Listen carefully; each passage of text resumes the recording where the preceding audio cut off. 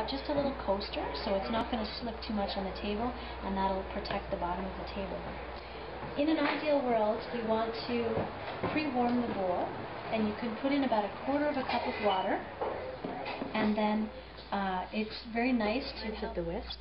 We do a character in Omotesenke called ko, and then we do this 3 times. So this is both attractive to look at, and it's also delicate on the whisk because we're just gently moistening it. I don't know, there's just a little steam that's rising, and then gently whisk a little bit. So this process helps to moisten the whisk before you use it. Any kind of receptacle, put it into your sink is fine.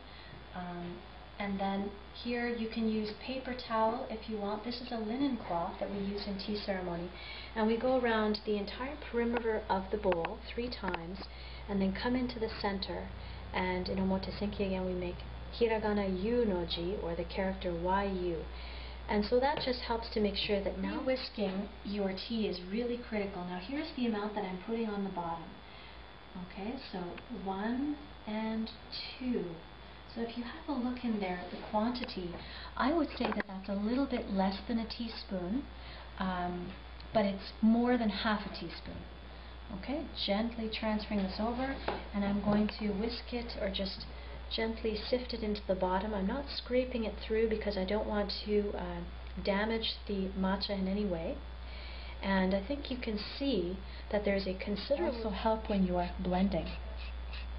Now I am using a chashaku or teaspoon to get this last little bit through the very fine sieve. You can see that this is a very, very fine sieve that we're using at the bottom of the bowl. And then we'll tap the tea bowl once and twice in Omotesenke. Boiling. You're not going to be able to make delicious tea. If you use too much water and not enough matcha, you won't be able to get the foam of the bubble. Okay? In Urasenke, they hold their tea bowl on the side, but if you're a beginner and you're not that experienced, holding it on the top with your index and thumb, fingers together, off to the side of the bowl. Here we're roughly at 11 p.m. and 7 p.m.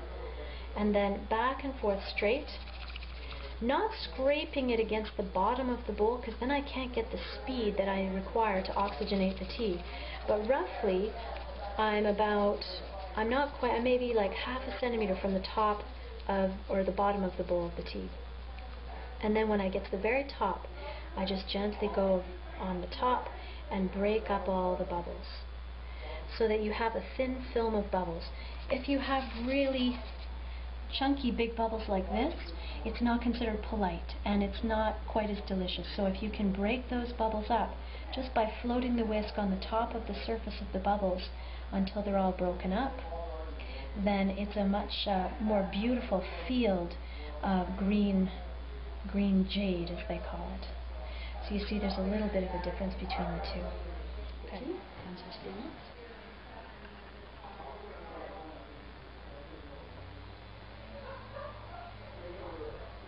I'm going to drink that all in.